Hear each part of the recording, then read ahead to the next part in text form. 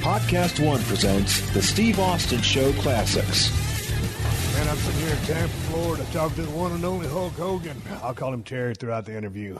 Terry, thanks for having me over in your crib, man. It's good to finally talk to you because I've been wanting to talk to you for a long time, but it's hard to get to Tampa from Los Angeles. How are you?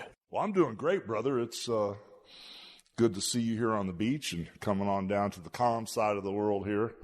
My son lived in Los Angeles for the last 10 years, and I spent 23 years being out there, so I know how crazy it gets. So it's good to see you here in the calm beach area today. Man, I started flying in yesterday, and we got close to land, and I was like looking at the coastline. You know, back in the day, obviously there was a territory here in Florida. We're going to get to that. But, a lot of the guys are based out here because of that, and it's a good place to live. And part of WWF, part of WCW, we used to run here all the time, but it's been a long time since I've been here. And then to let people know what's been going on, I've been over here hanging with Terry for about 2 hours now. We've been talking about everything under the sun that's, stuff that you don't really record. So I don't know where to stop or where to start, but let's just jump into somewhere. Sure. And let's jump at it from this standpoint. And I got all coffeeed up, and now I'm drinking a truly passion fruit, 5% alcohol. This kind of settled me down a little bit. I kind of needed this. Man, as I walked in, I was getting out of your car, and I kind of gimped around a little trying to pick up my recording bag, and I was stumbling a little bit, and you looked at me and said, "Are you all right?" I said, "Yeah, I'm all right. It just takes me a while to get going sometimes." How are you feeling after everything that you've been through? Because I have been watching probably 6 hours of your matches, read everything about you, and watched all the beatings that you took, all the legs that you dropped. Got to hang around with you, filming a kayfabe project, which we can't talk about yet, but it's soon to be released. And I got a chance to hang out with you about a month ago. So after everything that you've been through, just from a physicality standpoint, where are you? Well, I got to kind of set it up first with a woe is me story, because everybody talks about the fake wrestling, and all that crazy word that they always say, but you do get hurt. We all know that. So the woe is me story goes, I started having my knees scoped many years ago. Right knee 4 times with a scope, left knee 4 times with a scope, and then I finally had them both replaced. Then I had both hips replaced. Then I went in for 1 back surgery, and it turned into having 9 back surgeries. And I actually wrestled The Rock with a knee replacement, a hip replacement. And then when I had the other knee and hip done, I kept going. So, I was still wrestling, but as soon as they cut on my back, it was game over. I was hoping that if they cut on my back one time, I'd have the fusion like Shawn Michaels and I could keep going. But the doctors that wanted me to have the fusion said, try everything else first. So I went to a place called Laser Spine.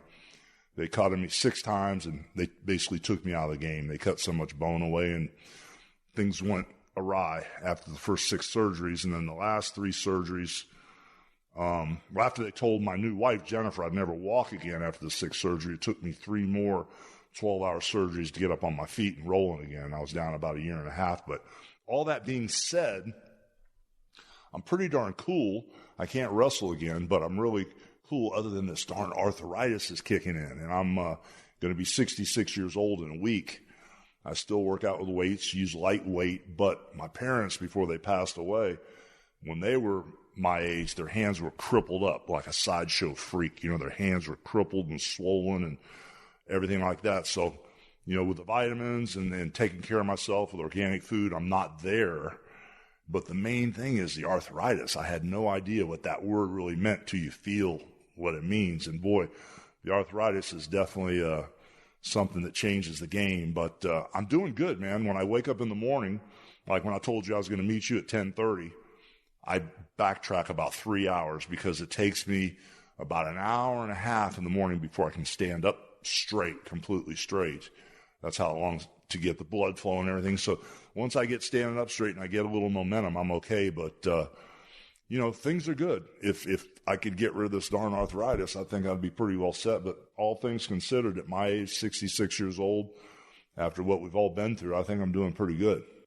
What does your arthritis feel like? Because that's a word that I hear about all the time and that many people suffer from. So what are the actual symptoms? Because, man, I'm looking down the road and maybe facing the same thing, but I don't feel it now. So what does that feel like? Because I can imagine a hip replacement. I've had my knee issues. I've had both shoulders completely rebuilt, cervical fusion, 3 broke bones in my lower back. I mean, we've got a lot of similar injuries, but what does the arthritis feel like?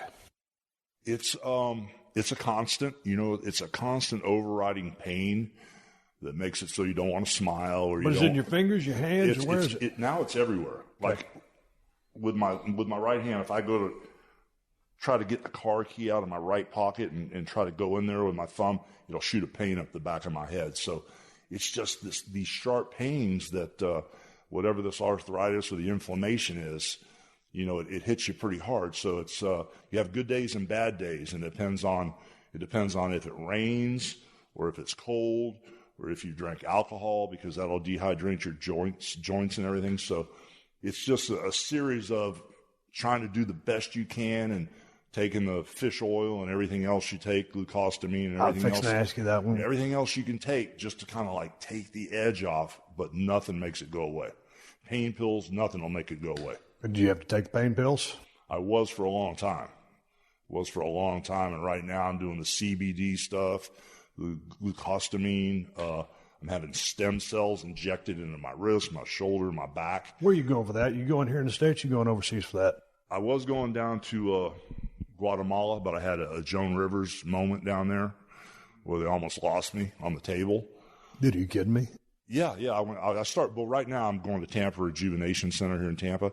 But when I first started going down to Mexico, they took the bone marrow out of my hips, spun the blood, and hit me with the stem cells the first time, and I was fine.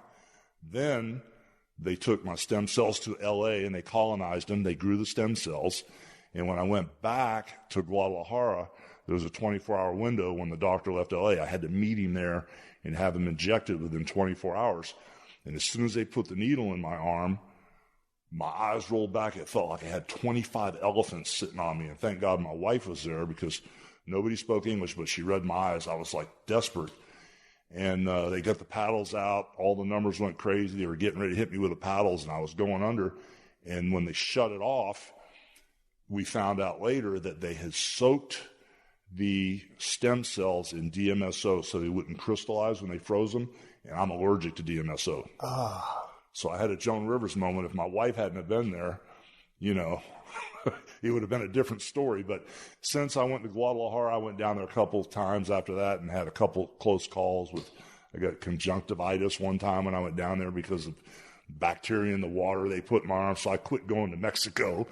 But now I'm going to a really good place in Tampa, and they're trying to get me up and running again. Are you seeing any improvements from the stem cell stuff done here in Tampa?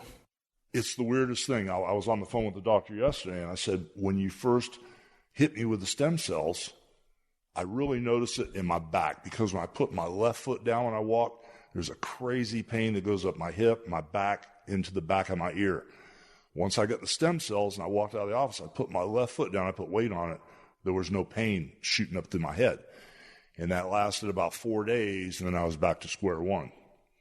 If that could last forever, I'd be good. So I told the doctor, I said, this stuff doesn't last very long. It's very, very expensive. It's like $8,000 to have my wrist and my shoulder and my back shot up. And they said, well, we're going to give you all these peptides, which is the healing stuff of the future. And let's just keep going with the protocol, and let's see if we can get some improvement. But I noticed it right out of the box, and then it wears off pretty quickly. Hey, man, how did you find out that you were allergic to DMSO? Because way back in the day, and you can attest to this, because you're a generation ahead of me, and I'm right behind you on your heels. But back in the day when you first get into business, you're getting the trash beat out of you, and all of a sudden you're subjected to a lot of things that you've never felt before. And then all of a sudden a lot of substances maybe you've not seen in vast quantities and you have access to. But one of the things that we would do back in the day to combat an injury was to grind up a couple of aspirin and then put your hand in like a sandwich bag, a Ziploc bag, and put the DMSO so it didn't go through your fingers, and then you'd rub that on the injury. So the thinking was, because the DMSO penetrates the skin and takes whatever you put in there right into the injury, that's what we were doing back in the days. Guys crunching up aspirin, putting DMSO in and rubbing it into the injury. Were you doing that? Because, that would to me, that would have been the first time maybe you'd been exposed to DMSO. How did you find out you were allergic to it? I never used it. Luke, but you know the treatment I'm talking about, though. Yeah, I know, because Butch, one of the bushwhackers, just his breath smelled like DMSO. Yeah. His whole, when he'd sweat, he smelled like DMSO. I never tried it because back in the day then, whenever that was, 25, 30 years ago, I was eating the pain pills back then. And I wasn't to the point where I'm at now. But I never tried it. And they could say it was the leg drop, or they could say maybe it was the steroids, or the combination of both. But the truth was, when I finally saw my x-rays, I had scoliosis, which I never knew, like a crazy S snake in my back. And if you ever look at me doing a double bicep shot, I don't stand up straight. I always cock my hips to the right. If you ever really look at a good shot of me doing a double bicep, it's almost like I'm cocking my hips, trying to look sexy or something. But that's not the case. My back wasn't straight. And I never realized that until I had my first back surgery. They go, Jesus, man, you've got this crazy scoliosis. And I had no idea. But that's kind of like where it all started. But I never used a DMSO until the stem cell thing happened. When you first got into business, you're a big guy. Always been a big guy. But you weren't really an athlete. Played a little baseball, but you had an injury, and you were a musician. And you were a very good student. So all of a sudden you start hitting weights, you start getting into business. And did you ever have one of the veterans? And you've always been a big guy, and so a guy like my size, man, we're taking a lot of bumps because we're going to bump more because I'm a smaller guy than you. But did some of the veterans come up to you and say, "Hey, kid, take it easy. You only got so many bumps left on your bump ticket"? My question is, long story short, was the payoff worth it? What was all the fame, fortune, and all the good times worth? How you feel now? Well, to answer that question first, yes. I agree. I wouldn't change a thing. It was a great life. It was fun. I loved the business. Anybody that really knows me can tell you how much I love wrestling, love this. I'm a fan. I'm a mark. I'm the biggest mark you've ever seen. I'm a huge fan of yours. I'm a mark. When you were coming over today, my wife goes, "I haven't seen you this excited since we were married." I'm a huge fan. So I just love the business. But when I first started, they said real wrestlers don't wear knee pads. That was the rap I got from Hiro Matsuda when he broke me in the business. He goes, "If you're a real wrestler, you don't wear knee pads." So about a year into the business, trying to do 20-minute Broadways with Brian Blair and, Gordon Nelson and all these crazy guys that were just bending my head around and sticking it up my ass. I couldn't wrestle, and they could wrestle. After about 2 years, I had to start wearing knee pads because my knees were already blown out. So all those injuries that they said, "Kid, if you keep doing that, 25, 30 years from now, you'll be sorry." It all came back to haunt me. Everything they said was true. All the stupid crap, and the dumb bumps on the concrete in Japan and all the stuff with Hansen and all those idiots. I feel every bit of it today. Man, when I watch some of your old tapes back, dude, you were pretty damn quick on your feet. And a lot of people don't remember that, maybe from some of your later matches. But, dude, you were pretty damn quick on your feet and also had some sugar holds, some shoot holds, and had some wrestling background. But is that because of the time that you spent in Japan or from your time with Gordon Nelson or some of those shooters? Because you worked a big man pro style, but when it come down to it, you could also wrestle. But that wasn't your style to technically wrestle, but you could. Yeah, well, that was the whole thing. Was when I first got in the business, I lasted about 7 or 8 months, and it's just here we go with the woe is me backstory. I went to school with Mike Graham. Eddie Graham was a promoter. I was like a year behind Mike Graham and Steve Kern. Steve liked me, but Mike and I really didn't get along until later in the years we became good friends. Was that the heat because you didn't play football? Crap. Yeah, high school crap. I didn't play football. I was long-haired playing music. So when Matsuda broke me in, after he broke my leg, he bailed out. Yeah, he broke my leg, and I went home for 4 months. I was supposed to be going to college. Finance and management was my major. I had a minor in music, and I was going to be an accountant, and play music, on the backside to make some extra money. But I was a huge wrestling fan, so when I had enough courage to go down there, they didn't want some long-haired hippie because I had long blonde hair, full head of hair, playing in a band. Plus, the biggest mistake I made was I ran my mouth around this small town. "I'm going to be a wrestler. I'm going to be a wrestler."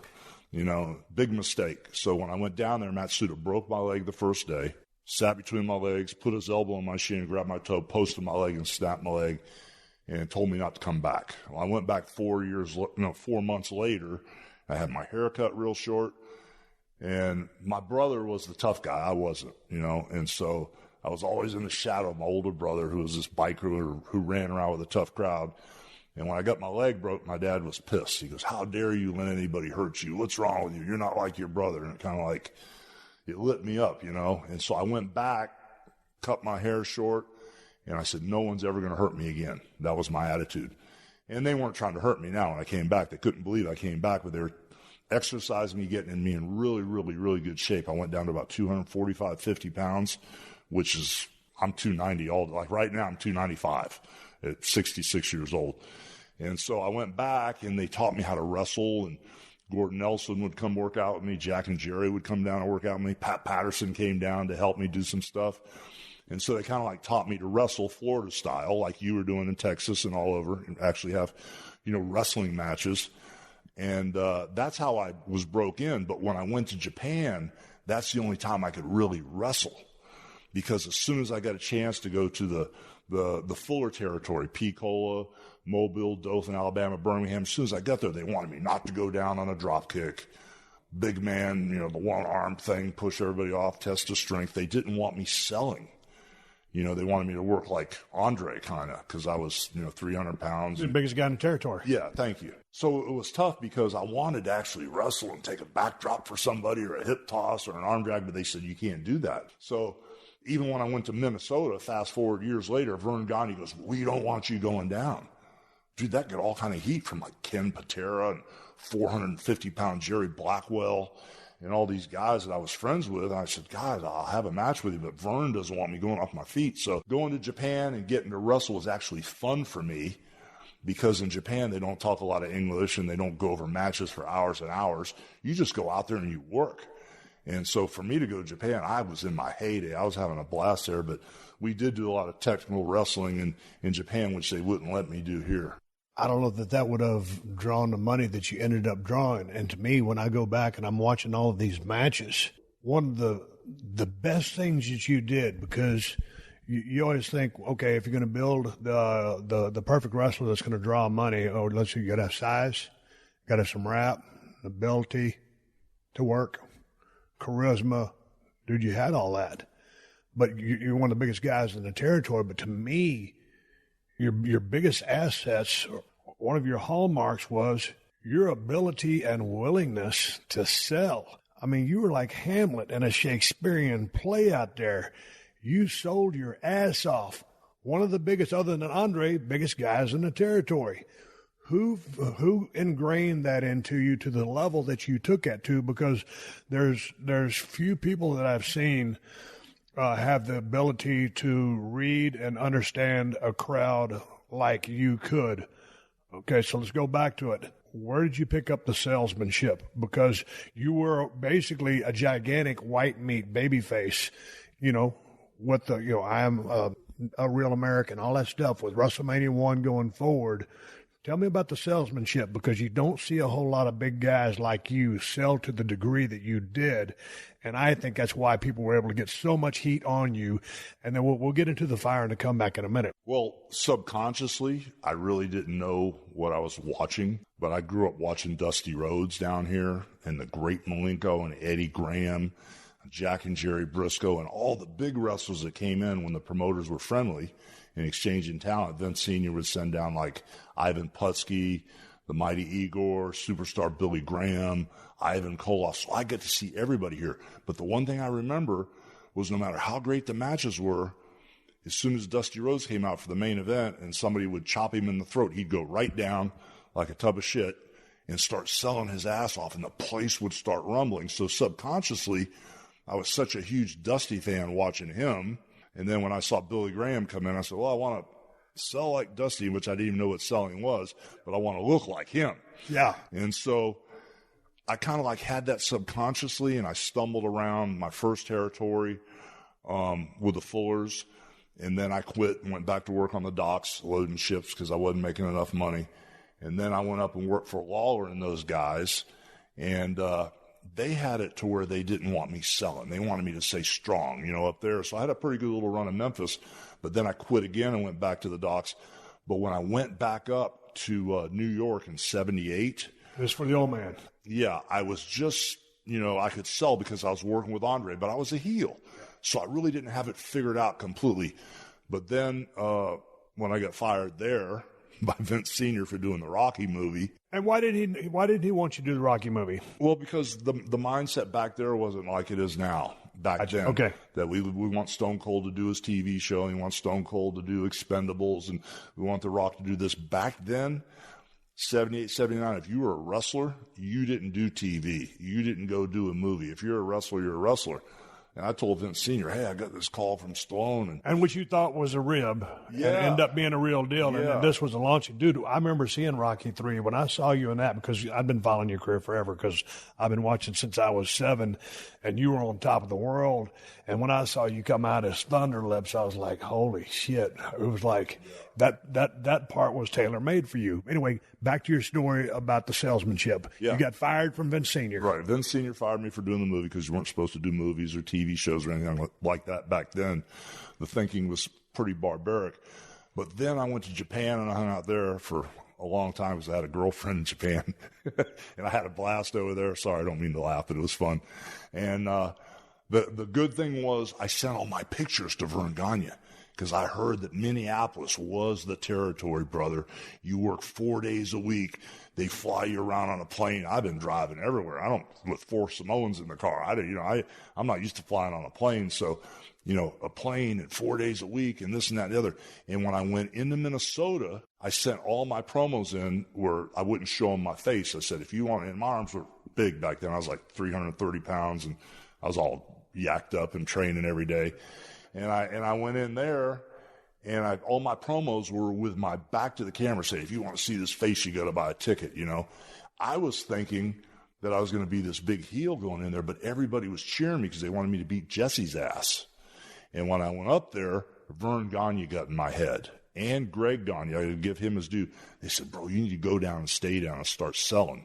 So those 3 years I had in Minnesota, that's where I wanted to just crawl around and beg for help and sell with my head up and don't keep my head down and show the story, show them the movie with the expressions in your face and crawl and stay alive and fight back. And, there's an art to the selling. Everybody has a different character, but there's a way to get that compassion and people on your side when you're down and create emotion. So 3 years in Minnesota with Vern in my ear, and Greg in my ear, that's where I learned how to sell there. So when I went back to Wrestle the Sheik, January 23rd, 1984, I was ready. I knew what needed to be done. You had the tools of the trade. It took me that long to figure it out. Okay, but then if you started in Florida, right? Yeah. Working for Eddie Graham. Right. Okay, I always heard he was a genius. Now, he passed before my time, and I didn't get a chance to get down there. But how much of a genius was Eddie Graham?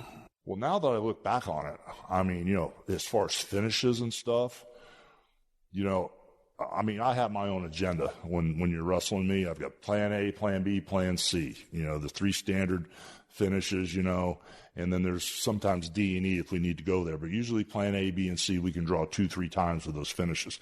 But I watched Eddie Graham for years. Even though I really didn't know what I was watching, I saw the angles. I saw all this stuff. I saw all these crazy finishes that Eddie Graham had, Plus, he was a tough son of a bitch, He was like the Stone Cold Steve Austin with platinum blonde hair. Eddie Graham was the tough guy. I don't know if you ever saw him wrestle, but that was his whole thing. And the whole time Matsuda was breaking me in, you got to realize they never smartened me up. I'm real slow about shit. I love this business, and I back then you could say whatever you want about wrestling being fake, but I thought the shit was real. And I believed it because we had Bob Roop and the big O, Randy's grandfather, Bob Orton's dad. I had all these guys there, Bob Roop. I had all these guys that were just worked really, really snug. And Steve Kern was very convincing, when he first started and he was having all these programs with Roop and Orton. So I watched all these guys. So when I was breaking in with Matsuda and I was getting stretched every day, and then twice a week we'd take marks down and beat them up. And I was in charge of getting them to where they were exhausted and ready to pass out. Then I'd feed them to Gordon Nelson or Matsuda. And I was in charge of putting the wood on the doors so they couldn't run, the Sportatorium on the back side of the doors. And it was just one of those things that, it was just ingrained in me from day one, being around those guys. But Eddie Graham and his finishes watching him, he was just like a genius, you know.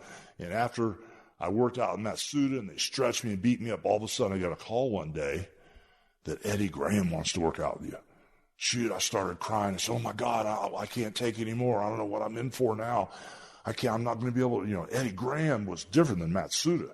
Matsuda was killing me, but Eddie Graham was like the legend. I was going to quit. I was so afraid of him. But I went down to the sportatorium. I got in the ring with him. He taught me how to lock up, taught me how to grab a headlock, taught me how to take a backdrop, and I started crying because I thought it was this was a shoot. And yeah. when they told me that this is what we do, I still didn't get it. I went and had my first match with Don Serrano, several matches with Brian Blair, and I never heard the word kayfabe. I didn't know what kayfabe meant. And I was in the ring the first match, and all the heels and all the baby faces would come out and watch my matches, and I couldn't figure out why. They were hemming and hawing and laughing because I was trying to beat Brian Blair and I was trying to beat Gordon Nelson. I couldn't beat either one of them because I didn't know how to wrestle as good as them, you know. So it took me a while to catch on, but Eddie Graham and his finishes and stuff, he was the genius, man, from day one. Okay, so you got some of your finish that you do, which I believe that you would kind of incorporate towards some of the classic matches that you had in the WWF days in those first WrestleMania years. I want to get to those in a minute. So all of a sudden you go to Minnesota and it's Vern and Greg say, hey, dude, go down, stay down, sell your ass off. One time I was never your size. I was about 255 when I broke into business, and I'm in Tennessee, and I'm starving. And Tojo Yamamoto, a little short Japanese guy, you know, Tojo was about 5'6", if that. And, you know, he's trying to tell me because I'm this young football player, and, you know, when you come in, you think you're tough or whatever, and, hey, man, this can't hurt me because I'm bigger than you. Well, the art of the sell is to be able to, if nothing hurts you, nobody cares. So, anyway, Tojo says, here, grab my ear. And, of course, I grabbed his earlobe, and he just cringed. And I thought I heard him. I said, oh, man. He goes, that's sell. And it was like a light bulb went off in my head, and I understood it. We were talking about mentors because he put a guy with you. He was a tag guy, Tony Altamore. Just bring me up to speed on how you were hoisted away from the Gagnes. Did you want to leave? Did Junior come down there? Could you'd spent some time in WWF prior? Well, I was really, God, this is a horrible thing to say, but I got to say it. I was doing really great in Minnesota. It was probably the funnest time of my life. I loved the Twin Cities. It was just great being up there. I was single, and I lived in the Versailles Apartments behind the old Met Center where all the stewardesses used to stay. And I was there, so I had the time of my life. And, you know, I actually slid in to Minnesota when I left Japan. I said, run all my pictures. But when I slid in there, as we were talking before, I thought I was going to be a heel, but the Crusher had just left. He was like the Dusty Rhodes, or, you know, or John Cena or Stone Cold. No, he wasn't a heel half the time, but the Crusher was always a babyface. And I didn't realize it, but I stumbled into his spot. So I was there 3 years, doing great, making all kind of money. And I remember we were in the Rosemont Horizon. And it was Hulk Hogan and Greg Gagne and Jim Brunzell in a six-man tag. Of course, the place was sold out. Had to say that. Against, come on, brother, I got to say it was true. Yeah, and what a great building. Yeah, against Sheik Adnan El Casey, Sheik Ken Patera, and Sheik Jerry Blackwell, right? They were all under the garb. And all of a sudden, when I got ready to go to the ring, Steve Taylor, I don't know if you know Steve, he used to be the in-house photographer. Yep. He goes, hey, Terry, how you doing? I said, Steve, what are you doing here? Because I was good friends with Steve. You know, it's me, him, and Vince in the very beginning, even before Patterson showed up. It was me, Steve Taylor, and Vince in that office every day. And so all of a sudden, he goes, take this card. And it says, call Vince. I said, I'm not calling Vince. He told me I'd never work there again. Well, let me take a picture. And he took a picture with the little white headband I had on. And it was like this picture with the white headband. It was the first cover of the WWF magazine they came out with. And I said, I'm not, and I took the picture. I said, Steve, I'm not calling Vince. He goes, no, Vince Jr. wants you to call him. So I said, okay. So one thing led to another. I got home, I called Vince Jr., and he said, I'm getting ready to take over from my dad, and I want you to fly into New York, and I want to talk to you about, you know, building my whole promotion and stuff around you and your character. And I said, no, I'm not flying to New York. I go, you know, if you want to talk to me, fly to Minnesota. So I was with my ex-wife, Linda, at the time, which we were engaged, I didn't want to be seen at the airport with him, you know. Dude, kayfabe. I mean, because, you know, if Vern hears about this, he's going to go through the roof. Yeah, so anyway, Linda goes to the airport, and she goes, how am I going to recognize him? He's going to be some guy coming out. He's going to have a suit on with these big puffed-up shoulder pads. It'll probably be a pink or a checkered suit or something, but the suit's going to be off the wall. And sure enough, she grabbed him off the plane. We went to my house. We had a few drinks, you know what I'm saying, and about 4 or 5 o'clock in the morning, we shook hands, and for me to come back. And what he said he wanted to do was go into all these territories that the boundary lines had never been crossed and pipe our signal in there and then go in and try to draw some money and just kind of like slowly take over the whole United States and then internationally. So I said, you're going to sit up in the Eiffel Tower, and I'm going to go into Harley Race's backyard, and I'm going to go into Bill Watts' backyard. I said, sure, let's do it, you know. They can not going to kill me, you know. So, and I knew, you know, what I was kind of in for. So when Vince said that, you know, I was all up for it, and I just bought a house from Kathy Gagne in Minnesota. And the backstory on that, Larry Zbyszko ended up marrying her, but I was supposed to be the first victim, and I dodged that bullet. Vern was pushing that thing real hard. She was a gorgeous-looking girl, beautiful body on her, but she looked just like Greg in the face. I couldn't deal with it. And she's a sweetheart. She's a good girl. I'm going to get heat for that. But anyway, I went ahead, and before Vince came in to Minnesota, I had just sat around the pool with Vern and Nick Bockwinkel, and they had booked me in all the cage matches with Nick Bockwinkel all the way around the territory for the next couple months and all the main events. And I went home and then, you know, wrestled in Chicago, got the thing from Steve Taylor, called Vince. And so when Vince came in, we made the deal. Next thing I know, we're packing up shop from this brand new house I bought.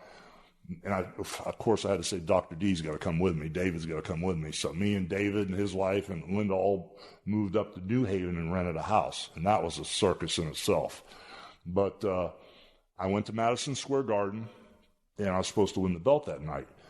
But before that happened, I made some TVs. And I went out there with Backlund, and we had a tag match against the Wild Samoans. And then after that, Backlund went to Vince Sr. He goes, I don't want to team up with Hulk anymore. And he drew a line in the sand. He didn't want to be my partner. He didn't want to be around me. And it was, you know, Vince Jr. goes, don't worry about it. Don't worry about it. But, you know, Bob's just in shock because he doesn't have the belt. He thinks it's a shoot, you know. And so the night at Madison Square Garden, you know, I'm in the garden, standing in the hallway, and Vince has those kind of glasses down on his nose. He's clicking the quarters together, looking at me. Vince is here. Vince Sr.'s here. I'm here. And Bob Backlund's standing here, and he's covered with hives. He's covered in head to toe with hives because he thought he was going to win the belt back from the Sheik, but plans had changed after I made the deal with Vince. So all of a sudden, we're talking, and Vince Sr. is looking at me, and, you know, Bob Backlund speaks up, and he says, I don't think anybody should win the title that's not a real athlete. I looked at Backlund. I've been training with him in Japan, on tours with him. I'm the only one that'll run the steps with him. I'm the only one that'll do that crazy workout he was doing. And he shot that angle on the spot that he didn't think I should win the belt because I'm not a real athlete, you know. And Vince Sr. goes, well, you know, Terry, you know, we really should think this thing through. And I think maybe about 6 months from now, you know, it might be a good time to put the belt on. I said, Vince Sr., in all due respect, that's not the deal I made with your son. But I just burnt down a huge bridge in Minnesota. So I'm going to go out and I'm going to put the Sheik over tonight. But then I'm going right back and rebuild that bridge that I just burnt down. And I'm out of here. And Vince Jr. goes, oh, let's talk. So Vince took me in the back room. He goes, I'll be back in a few minutes. So I guess he went to his dad and he fixed it. So the finish was on where I was still going to go over. But there was a moment there, you know, in the garden. And I was cool. I was going to do the job, but I was gone. And, Junior came back and said, hey, things are on plan and this and that and the other. And I went out and did the Iron Sheik did the job for me. Little did I know, Vern had contacted the Sheik and said, I'll give you $100,000 if you break Hogan's leg, you know. Shoot. Yeah. And so after that, Kaz goes, I can't believe it, but I did the best thing, you know. I did the businessman, you know, Vern wanted me to break your leg because Kaz broke in with Vern. Right. You know, and he broke in with Vern, so they were tight, so I got through it all on a whim and a wish, you know. Go back a little bit and talk about your relationship with Dr. D. David Schultz. Yeah. Because, man, all of a sudden you guys are gangbusters. And then conflicting stories at the end and over several years of what happened here, there, whatever. But, when I watched, and I didn't get a chance to see a whole lot of Dr. D because when the Stossel stuff went down in the Garden and he was gone, all these years later, after, or maybe in the latter part of my years as Stone Cold, I saw a lot of his promos. Yeah. And our characters were very similar, but I can't say that he was an influence because I didn't see him do that stuff. You and him were so close, you have no idea. I know, and I think, he was 20 years too soon. Had he come, he would have been, he really was the first Stone Cold. I think actually Superstar Billy Graham could have been the first Stone Cold, but when Vince Sr. was booking him because he was hot as a heel, then people started liking him, and then Backlund beat him, and then he left because it screwed his head up so much. But he was that guy that really, as a heel, started entertaining people so much. I don't think the Senior saw the foresight or the vision to do what Junior did with me back then. But anyway, so the friendship with you and Dr. D developed just because you're like-minded people, like to run around, have fun, or what? It was a situation is when I quit. I broke in, lasted a few months in Florida, didn't get booked, and quit. Went over to Cocoa Beach, and I opened a gym. Because when I played music, there was this 40-year-old guy with blonde hair that worked out on the top of the club, and he was single and had all these girls. So I called him and I said, "Hey, Whitey, I just quit wrestling. I have a job." He goes, "Oh, come on over and help me run the bar." So I went over to help him run the Anchor Club, plus we opened a gym over there. And then after a year, first off, I was an idiot. I wouldn't allow any girls in the gym. Old school bodybuilding. Wow. No girls allowed. Dude, bad move. I know. But I understand, old school. No girls allowed. But we were making so much money with the Rock and Roll Club, we didn't give a crap. We had a blast. Then President Carter shut the space shuttle down, and overnight it turned to a ghost town. Everybody left. All the families left. And so I got on the phone, and I called Superstar Billy Graham up, and I said, "I've been training for a year, twice a day. I drink 2 gallons of milk a day. I eat 30 old school Danny yogurts a day." I said, "I just tape my arms, Billy. My arms are 24 inches and I'm bigger than you are." He goes, "Oh, bullshit." I said, "I am." So I sent him a picture. He couldn't believe it. And I was huge back then because all I did was eat and take the gimmick and, all the other stuff to get big. And so he booked me. He said, "Well, I got a guy named Louis Tillett I'm friends with. Drive to Pensacola and meet Louis." And they were in Panama City that night at a building next to a bowling alley. And I drove up. I walked in the back door. And when I walked in the back door, I stepped in the heel dressing room. And there was Dr. David Schultz, Wayne Ferris, the Honky Tonk Man, Terry Latham, Ricky Fields. I don't know if you know any of these old guys back in the day from the Fuller territory, Ron and Robert Fuller. And they said, "Hey, kid, you're in the wrong dressing room."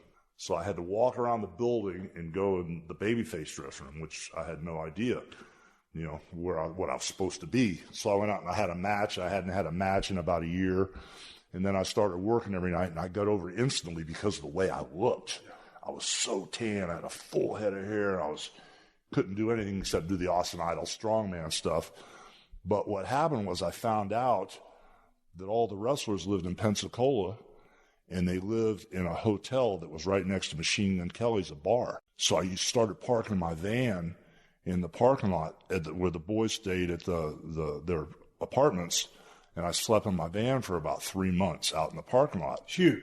Yeah, slept in my van, and then I'd run down to the beach, and me and Alpha and Sika, we'd get showers in the public restroom there and hang out and raise hell all day and smoke weed and drink beer, and then we'd go to the towns later that night. But David Schultz found out I was sleeping in my car. So he came up banging, "Hey, what's in there, boy? What are you gay in there? What are you doing?" David's banging on my truck. And he goes, "What are you doing out here?" I said, "Bro, I'm just trying to sleep, man." He goes, "Well, come on in." And so him and the Honky Tonk Man were roommates, and they let me sleep on the floor in the living room. So that's where we became friends. Okay. Yeah. He's a real interesting guy. Yeah. What was the business pitch from Junior, just as far as, and we'll never talk numbers, but just how did he convince you to leave Vern and say, "Hey, man, this is the promised land"? Or was it the fact that, "Hey, man, based on your character and you being the centerpiece of our promotion and we're going to take over the United States together," was that enough? Well, you got to realize, even though I was in the wrestling business, I'm still a big mark. Still am to this day. And not to rain on anybody's parade, but I've heard a lot of guys bragging about if it wasn't for us, there'd be no guaranteed contracts and all that stuff. Well, in 1983, I had a guaranteed contract when I decided to leave Vern to go to Vince, I had a 10-year deal with a minimum guarantee. So I had the first guaranteed contract, not to rain on anybody's parade. But what lured me back was the fact that I was a mark. And I love Madison Square Garden. All of a sudden, Vince said he's going to put the WWF or the WWE World Title, whatever you call it, on me, and going to give me a chance. And now I'd figured out this babyface thing in Minnesota for 3 years. I knew what it was like just to look at the crowd and have them stand up and go crazy. I knew what it was like to slam somebody and look at the crowd and get 10 times the reaction from the look than the move. And I was ready, And so I kind of knew that if I didn't trip falling through the ropes or I didn't shit the bed during the match and, things went well, that with the right ambiance and the right momentum that I could get over with this thing. So what brought me back there was the opportunity to be the champion and have that one run through New York. And I told my girl I was engaged to, Linda, at the time, I said, look, I just want to go back to New York for 1 year. 1 year, and then we're done. We'll be fine. Easier said than done. Yeah, and I was looking for 1 year, and the thing just took off. It just took off like crazy. And when I went back, nobody played music in WWE. Correct. And I came back and played Eye of the Tiger the first night, which got some people upset when I was told I couldn't do it, and I did it anyway. Yeah, but when you're in the arena and all of a sudden that's blasting over the speakers and here comes you walking out, it was like the Von Erichs when they came out with Stranglehold or whatever modern-day Warrior carries music. I mean, and I think Michael P.S. Hayes might take credit for being one of the first people down in the South to come out to music. Yeah. But it wasn't being done back then, so continue. Yeah, and also I had just had a huge blowout with Vern over merchandise because I was making these shirts at the Yorktown Mall there on France Avenue in Minnesota and selling more shirts and making a lot of money selling T-shirts, which nobody else did. And so when I went to Japan and I came back, I came to TV one day and Vern's sitting there as a stack of my shirts there. And I said, Vern, what's going on here? He goes, oh, we've been selling your shirts since you've been gone. And I said, well, how many did you sell? And we haven't made a deal. What's my deal? He goes, oh, you're not getting anything for this. So we had a little physical encounter there, which thank God I came up on top during that thing with David Schultz egging it on. When I went to work for Vince, nobody played music and nobody sold T-shirts. So first thing I did was run to Vince and go, man, we need to start making Hulkamania shirts and doing this and that and the other, all this merchandise. And they hadn't even gone in that direction yet. So no merchandise, bro. They weren't doing any of that. No music, no merchandise. Okay, let me cut in here, man, because one of the things I've always respected about you or heard about, and because you were the guy, you were always, I'm looking down, you were a business major in college, you dropped out your music minor, or you were going to be an accountant. Yeah. But you had a business brain. But you get in the business, you start learning, hey, man, here's what I need to be getting paid. But your business acumen, it seems to me like you've been a tremendous businessman. And you're one of the first guys that ever used lawyers in this business. Am I right on that? Yeah, no, it's true. But I mean, so I just think it's keen because I always talk to today's generation and say, hey man, you need to learn the business aspects to learn what you got coming to you. You were always ahead of that curve. Would you disagree with that? I kind of was. You push the envelope, dude. Yeah, I kind of was because there was so much stuff that came my way that all of a sudden it was out of the box of just wrestling, getting a payday and a six-pack of beer and going down to the next town. Things were coming at me so fast, with all of a sudden the movie stuff started coming and just a ton of these low-budget little kids movies I did, 14 or 15, I don't know how many there were, but stuff was coming at so fast I needed legal stuff and legal help. And then, the contracts and the merchandising and stuff, I couldn't do it on my own. So I needed some type of, security to make sure that everything, ran as it should. And I had to bring the lawyers in. But I think I was probably the first one to bring a lawyer in to negotiate stuff. No, but that's an interesting point because, back in the day, even when I negotiated a couple of contracts and I was in a small dressing room, man, a little bitty room with Vince, Jim Ross, and Bruce Pritchard. And we're in there right before our show's fixing to start, and they're pitching a deal to me. Yeah. And, that's how it was. But I guess Would you say then, due to all the fact that you were Thunderlips in Rocky III, and all of a sudden, you can come from a wrestling background, and all of a sudden when you step into that world, you are introduced to the lawyers because of all the way the royalties are in the pay and everything like that. So all of a sudden you get a hello McFly knock on the head. It's like, yes, WWE's got dozens and dozens, or every wrestling company has lawyers. And so the fact that, most of the boys would negotiate contracts without any help of a lawyer, hey, it's great to ride down the road and get a paycheck and have fun, like you said, and go get a six-pack of beer. But at the end of the day, man, we'd all say, hey, man, God dang, I'm having so much fun. I do this for free. But that ain't the point. The point is to get paid. Right. And, I knew when I hit that ring in January of '84 against the Iron Sheik, it was kind of like the perfect storm for me. And I knew, after doing so well in Minnesota with the T-shirts and stuff, that if I got over back in New York, things were really going to blow. And it was like the perfect storm because they were holding like 444 hostages in Iran at the time. Right. And America was at turmoil with Iran, and Kaz, the Iron Sheik, was actually the real bodyguard of the Shah back in the day. So I said, if we can hit a home run on this thing, we need shirts made, man. We need headbands and shirts made. That's what I was thinking about. I wasn't thinking about pinball machines and video games or any of that kind of crap. I was thinking, man, how many shirts we could sell, So it kind of like got Vince, lit up pretty quick with a merchandising idea. You're listening to another classic episode of The Steve Austin Show, only on PodcastOne. Hey, it's Adam Carolla from The Adam Carolla Show. BetOnline is the world's most trusted betting platform and your number one source for online betting. From the earliest odds to in-game live betting, BetOnline provides you with all the action and the ability to watch and bet on games as they happen. With the largest selection of odds on everything from football, NBA, college basketball as well. BetOnline has NHL, MMA, and championship boxing, all your betting needs in one place. Head to BetOnline today to get in on the action with America's most trusted site for online wagering. So have some fun. Make these games and these events and these combat sports a little more interesting with BetOnline. BetOnline. The game starts here.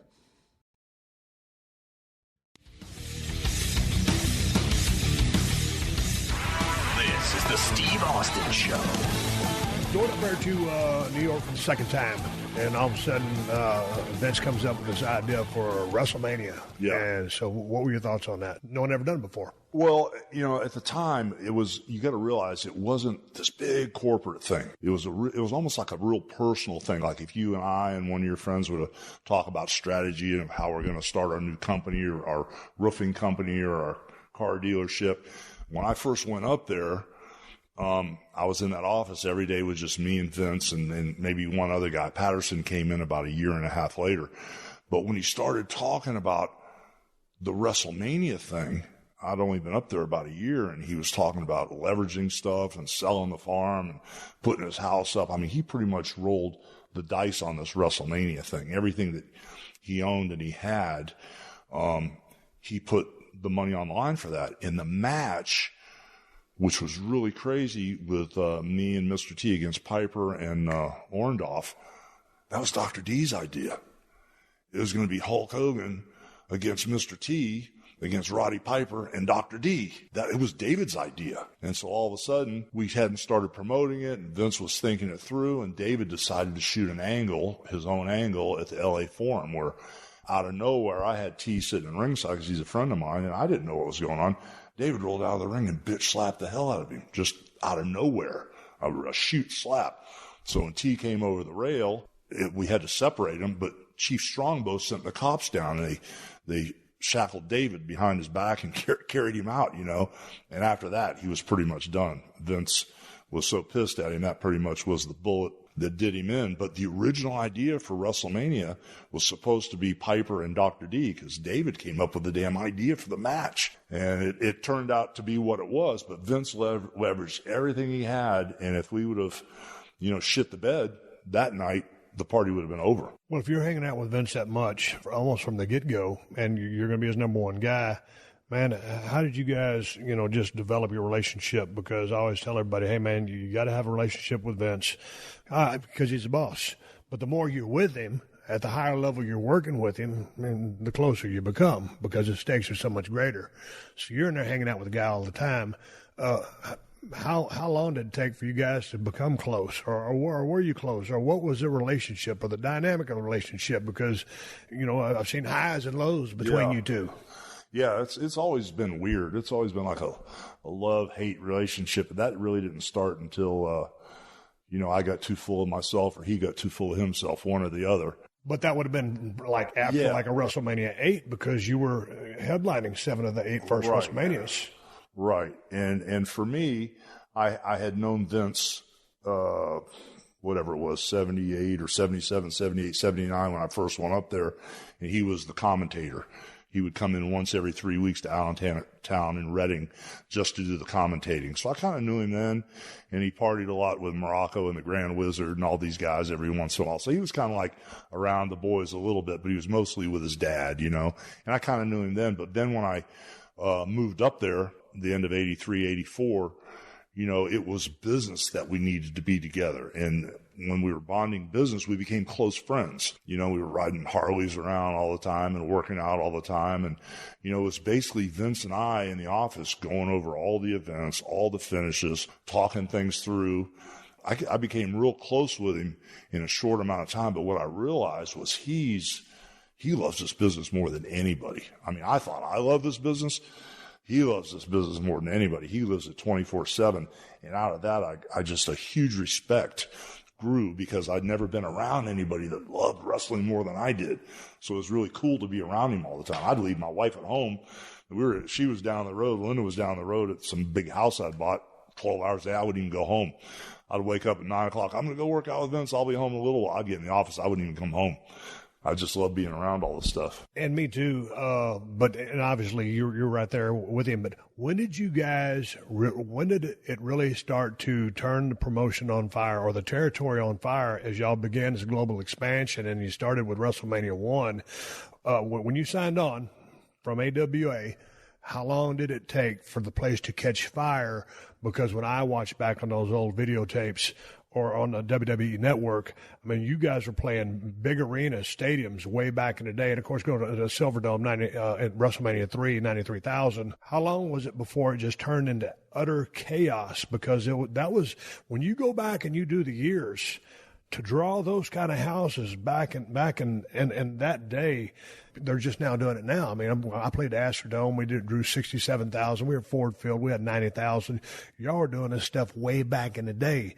So how was that for you to go from humble beginnings, good money with Vern, but now all of a sudden you're the man and things start taking off? How long did it take to get there? Sorry for the long-winded question. I'm a shits at this. No, it was instantly. Okay. I mean, it's almost like everything had built up, almost like something exploding like a volcano or something. But for whatever reason, the backstory with the Rocky, and I'd been there before, we'd sold out Shea Stadium with me and Andre and Zbyszko and Bruno. And, we'd had whenever I wrestled Andre, we had huge crowds because Andre was over like crazy. And all of a sudden, it's kind of like when I came back, it was almost like they were ready for something new. They'd had about 5 years of Backlund, doing his thing. And I think they were ready for a character. So as soon as we hit Madison Square Garden, my memory's not that great, but what I remember is that was a rocket ship ride from that day forward. And I hate to sound like this, but it was sold out everywhere we went and everything we did.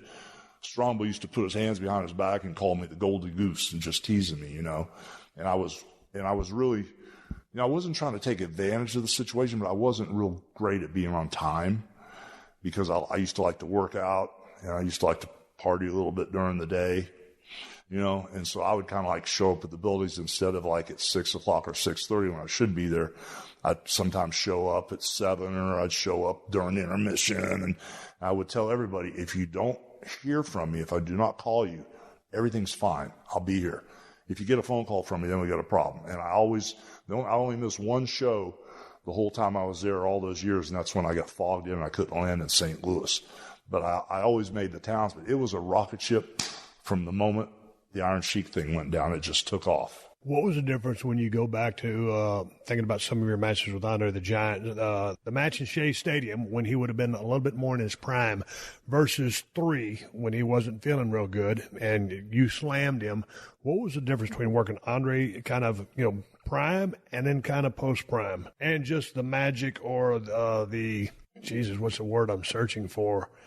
The mystique of working with Andre and the reality of it. There were two things that were different between Shea Stadium and then later on when Andre, like WrestleMania 3, when Andre had some health problems. The main difference was we were friends at WrestleMania 3. Shea Stadium, he didn't like me. And I was like, I had a hard time with it because I was booked with him everywhere. And I was just I don't know what it was. I was such a fan and such a mark. In my mind, when I looked at Andre, I thought that I could be as big as him or I could be the Giant. I know I couldn't be, but in my mind, I was just an idiot. But that's the competitive side of all of us. Yeah. I mean, I just thought I could go after this guy. I would fight him tooth and nail, and he'd go, calm down. He would yell at me in the ring because first off, I was green. I was probably dangerous. But with him, I was just trying to show that I was a worthy opponent, and he just beat on me like a dog for about 7 or 8 years. And I just remember driving up to Philadelphia Spectrum or the Capitol Center because we drove everywhere. When I'd see the building, I'd realize Andre was in there, and I'd pull over my car and I'd puke. That's how scared of him I was and nervous. And then once I got in there and we made contact, I was okay. But by WrestleMania 3, we'd spent so much time in Japan together, and he saw me fight for my life over there because Japan back in the 70s was a lot different than it is nowadays. And he saw me fighting for my life over there when Inoki would call me up going, oh, we're shooting tomorrow, and all this Gotcha's boy Fujinami said, oh, we're going to have to shoot, and all this stupid crap they were doing, that Andre kind of like watched me. He goes, okay, this guy's okay. He's cool. He loves the business. Then we became really good friends. We were inseparable. So by the time we got to WrestleMania 3, we sat in the locker room all day. He drank a couple bottles of Crown Royal. I was sitting there, and I kept dumping mine because I couldn't keep up with him, when he wasn't looking. And thank God he didn't catch me or I'd have been dead. But we were good friends, And so when we went out to WrestleMania 3, I was really upset and worried about what we were doing in the finish, and Andre just kept telling me, don't worry. I asked him about the slam, don't worry. Am I going over? You going over? Don't worry. So I actually went out there not knowing what we were doing or what the finish was. Nothing. I've heard you say this 100 times. Yeah. Shoot. But what the weird thing was is Vince put me in a really bad spot because the night before the match, he came to my room and he said, Andre is in a really bad spot with his back and stuff. What would you do, to get through the match with Andre? So I took a yellow legal pad out and I started writing the match down. And I've never done the Diamond Dallas Page thing before, but I started writing the match down. I said, walk to the center of the ring, start jibber-jabbing at each other, have Andre throw the punch, block it, 1, 2, 3, go for the slam, fall backwards. I wrote it all down. Step on me once, step on me twice, slam me once, slam me the second time, headbutt off his thigh. I wrote all the stuff down the whole time, keeping Andre next to the ropes. Even when I fell backwards with a slam, I wanted him close enough to the ropes where he could pull himself up. Everything I wrote down, the match from A to Z with a question mark on the finish, and I had a slam in the match with a question mark, the whole legal pad, I wrote everything down. I gave it to Vince, and I said, if you let Andre know I did this, if you tell him I wrote this down, I don't know how you're going to present him this, but I will be a fucking dead man. And I'm serious, because he does not like anything like this. He likes to call it in the ring. He doesn't want to talk. And if you show him I did this, I'm dead. Vince must have went and talked to him because everything I wrote down was exactly the way the match went. It's exactly what I wrote down is what we did. And the question mark for the slam, Andre yelled in the middle of the ring, slam, about towards the end. And then he said, drop the leg. I dropped the leg. I didn't know if he was going to kick out or not. And he didn't kick out. Man, to me, I rewatched that match last night, and of course I've seen it a million times, and I saw it when it went down. But that was a genius match because for you to fire up after blocking his shot, a couple of punches, go for the slam, and of course when the way you fall down and you have to twist your leg out from under you from getting it crushed, and then to start selling that back, you're immediately, you don't need to be shined up. Right. I mean, in theory, you're the babyface. But you don't need to be shined up. You're fighting from underneath the entire match. It was, brother. It made so much sense. It was there from the moment we walked in the ring, such as it would have been there if you would have ever wrestled me. That's what would have happened. It would have been, we could have looked at each other and the roof would have blown off the place. You were so over at the time, and they hated me so much from trying to put WWE out of business for 10 years. They would have been great. But anyway, I'll get off that. No, we'll get That's get in back my on craw, that. brother, that I never got to work with you. Dude, I was in such a different headspace back when that window of opportunity presented itself, and sometimes I kick myself in the ass over it, and I think, man, I don't know. I was so frazzled towards the end. I was just in a bad space, and I don't know. It never happened, and it should have happened. But you know what I think, if we could have just got in a room, you and I, and just talked, because you know what, and you probably never you probably never knew this, but I was down, and we're going to jump back to a little bit of stuff back in the early days of WWF. But you remember when you had, those headlined those 7 out of 8 WrestleManias down there in WWF. You left, man, what, 93, 92, but you ended up in WCW in 94. Yeah, 94. Okay, I remember all of a sudden the word on the street. I'm Stunning Steve, man. I'm upcoming. I'm going to be the next Ric Flair. Well, we always know that there's never going to be another Ric Flair. There's never going to be another Hulk Hogan. There's only going to be the next whoever you are. But all of a sudden, here comes the biggest attraction in the history of the business to WCW, and I'm thinking, great. And I'm sitting there right across from you. We're in your house, and I say this with respect because I've respected your career. But I'm thinking, okay, here comes the top attraction in the world. He's coming to WCW. I was fine when you were in WWF, and all of a sudden you come down there, and now I'm another notch further down the ladder. And I always had this grudge against you because now, you were the guy. Yeah. Now how am I going to overtake this when I can't even get past, 3/4 mid-card status? So there was always that grudge, and it was competitive. I was like, man, why is this guy here now? Well, I know why you're here now, in retrospect when I look back. But when you're in the trenches and you're in the ring every night, there's that competitive part. You watch NBA players or Major League Baseball players, NFL players talk about another player. They'll put them over to a degree, but it's never very much because it's so competitive. The same with our business. Yeah. Because back when I would say, talk about Shawn Michaels. These days, I call him the greatest in-ring performer of all time as far as execution and being able to do everything. Back in the day, I was a high spot artist. That was my perception back in because I couldn't put him over then. Yeah. And so anyway, it was always this thing, and then all of a sudden I turn into Stone Cold, and then you come back from WCW, where I got squashed down another notch.